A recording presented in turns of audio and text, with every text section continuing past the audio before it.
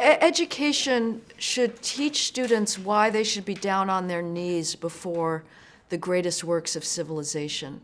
It is an opportunity to lose yourself in beauty, in sublimity, and to escape your own petty, narcissistic self. Education is not about you. It is about experiencing what human beings that were more articulate, that were more insightful than you, had to say about the human condition.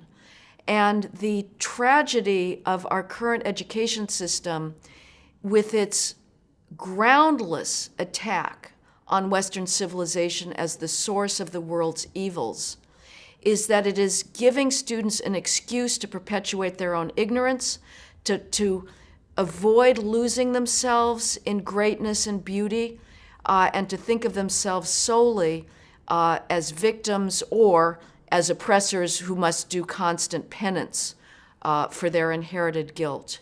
And it's a tragedy to deprive students of something that should feed their souls for the rest of their lives. It should be about the dissolution of the ego before genius, and instead it's the celebration of their own petty ego. It's a celebration of their own petty ego and their ignorance. I mean, it is astounding. Students who are demanding the tearing down of statues, of traditions that they don't even know about.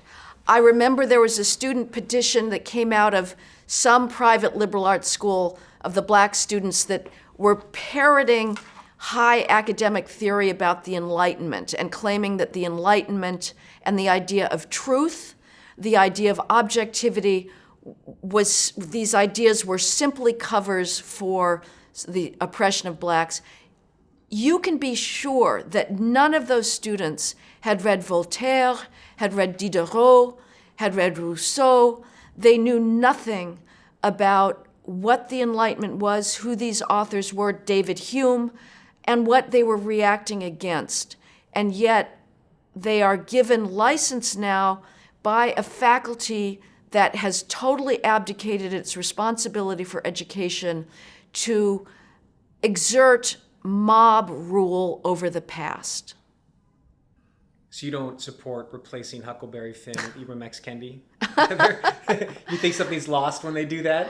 Mark Twain is one of the greatest authors. The irony, the wit, it's every single page is a gem of human understanding into the human heart and what makes human life both absurd and bearable. He's one of our greatest prose stylists. Kendi is a charlatan, has no control of human language, leaving aside the content of his ideas.